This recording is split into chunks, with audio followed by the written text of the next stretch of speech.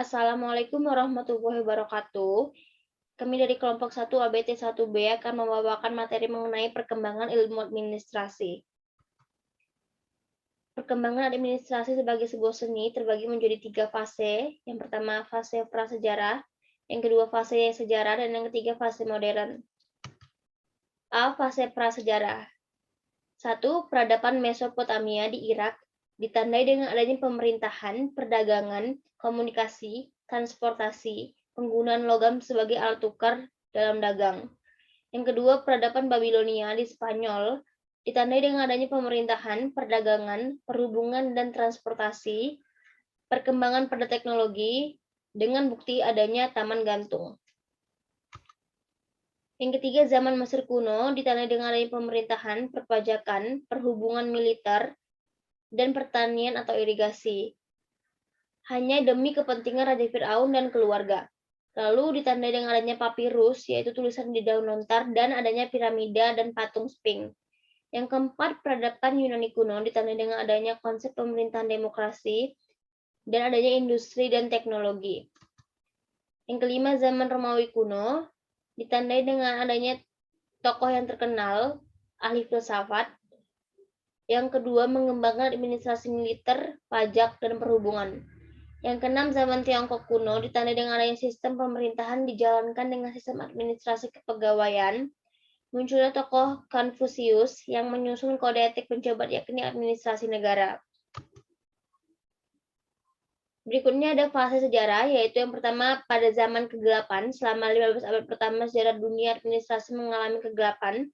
Yang kedua, munculnya gereja Katolik Roma ditandai dengan menciptakan pola-pola dasar struktur organisasi yang ditiru oleh hampir semua organisasi modern. Yang ketiga, disokong dengan pengukuran atau pemikiran oleh para kaum cendekiawan. Selanjutnya, munculnya Islam di Arab ditandai dengan merombak tatanan sosial masyarakat. Lalu sistem pemerintah yang bertanggung jawab kepada khalifah dan melahirkan kecendekiawan di berbagai bidang. Yang keempat, revolusi industri di Inggris ditandai dengan penemuan mesin uap oleh James Watt. Baru ada filsafat administrasi dari Job Center jadi Human Center. Dan munculnya 3 kelompok sarjana, yaitu Kameralis di Jerman dan Austria, Merkantilis di Inggris, Fisiokrat di Prancis. Mereka digolongkan di ahli ekonomi dikarenakan pada saat itu administrasi secara ilmiah belum ditemukan. Yang ketiga, fase modern dari tahun 1886 hingga sekarang. Sebagai tanda berakhirnya status administrasi dari berbagai sebuah seni semata, tapi juga administrasi sebagai sebuah ilmu. Sebagai titik balik dari fase sejarah administrasi menjadi fase modern administrasi, dan ditandai dengan gerakan manajemen ilmiah, di mana dipelopori oleh yang pertama Frederick Winslow Taylor. Dalam studi Taylor Time and Motion Study, Taylor meneliti efisiensi dan produktivitas para pekerja, di mana Taylor menyimpulkan bahwa rendahnya efisiensi dari perusahaan diakibatkan karena banyaknya waktu dan gerak-gerik pekerja yang tidak produktif. Yang kedua, hasil penelitian ditulis dalam buku berjudul The Principles of Scientific Management. Yang kedua dipelopori oleh Henry Fayol. Penelitiannya ini menyoroti golongan tingkat atas, di mana Fayol melakukan riset mengenai sebab akibat kegagalan perusahaan mencapai tujuan. Hasil penelitiannya ditulis dalam buku berjudul General and Industrial Management. Penelitiannya fokus pada keterampilan konseptual. Selanjutnya, administrasi sebagai sebuah ilmu. Ada 4 tahap. Yang pertama, tahap survival dari tahun 1886 sampai 1930, di mana ditandai dengan peletakan dasar administrasi oleh para ahli dan tahun lahirnya ilmu administrasi. Lalu dilanjutkan tahap konsolidasi tahun 1930 sampai 1945, di mana terjadinya proses penyempurnaan teori, prinsip, dan dalil dari ilmu administrasi. Dilanjutkan dengan tahap human relations pada tahun 1945 sampai 1959, di mana perhatian berada pada hubungan formal dan informal manusia di suatu organisasi. Dan yang terakhir, tahap behaviorisme dari tahun 1959 sampai sekarang, di mana fokusnya kepada perilaku manusia dalam organisasi dan mengapa hal tersebut terjadi. Selanjutnya kita akan masuk ke materi perkembangan ilmu manajemen.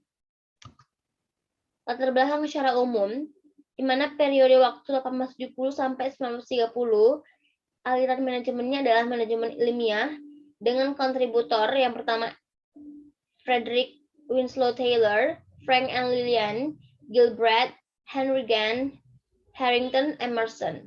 Lalu tahun 1900 dan sampai 1940 merupakan aliran manajemen teori organisasi klasik, di mana kontributornya ada Henry Fayol, Hasiman, James Demany, Mary Parker Folt, dan Chester E. Barnard. Lalu 1930 sampai 1940 aliran manajemen hubungan manusiawi, di mana kontributornya ada Hawthorne Studies, Alton Mayo, Fritz Roethlisberger, dan Hugo Manserberg.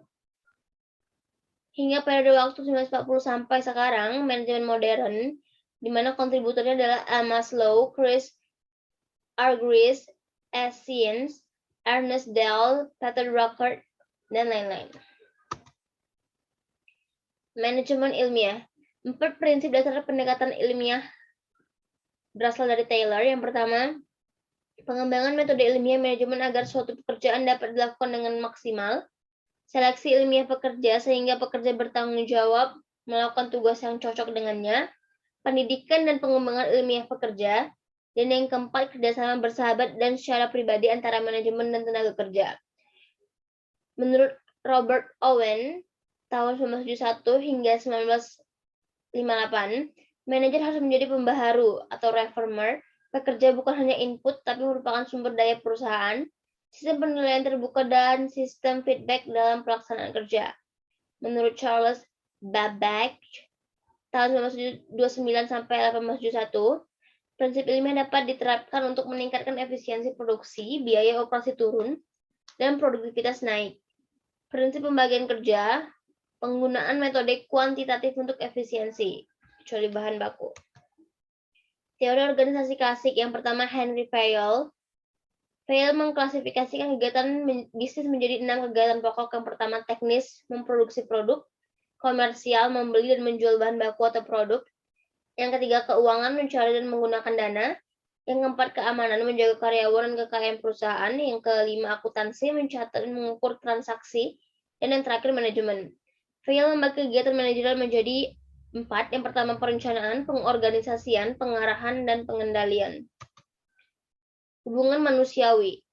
Studi Hawthorne, di mana pengaruh tingkat cahaya penerangan di tempat kerja terhadap produktivitas, dan uji 1 tingkat penerangan diubah, uji tingkat 2 penerangan tetap, hasilnya produktivitas cenderung meningkat. Hawthorne Effect by Alton Mayo dan Fritz. Perhatian manajemen dapat meningkatkan semangat kerja karyawan, di mana kelompok informal memiliki pengaruh yang positif terhadap produktivitas. Sedangkan menurut Hugo Manserberg dalam hubungan manusiawi, disebut bapak psikologi industri, di mana beliau mengusulkan ide penerapan psikologi dalam peningkatan produktivitas, yaitu dengan mendapatkan orang yang cocok, menciptakan kondisi kerja yang baik, serta memotivasi karyawan. Manajemen modern. Yang pertama ada pendekatan perilaku, menggunakan konsep ilmu sosial, psikologi, dan antropologi. Perilaku manusia didorong oleh kebutuhan untuk mengaktualisasikan dirinya. Pendekatan kuantitatif, teknik riset operasi dan manajemen sains, contohnya CPM, Critical Path Method, untuk merencanakan proyek teori antrian, dan lain-lain.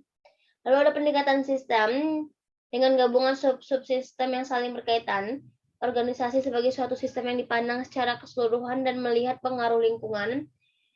Dan yang terakhir ada pendekatan situasional, dengan melihat situasi yang dihadapi, bertindak atas dasar situasi yang dihadapi.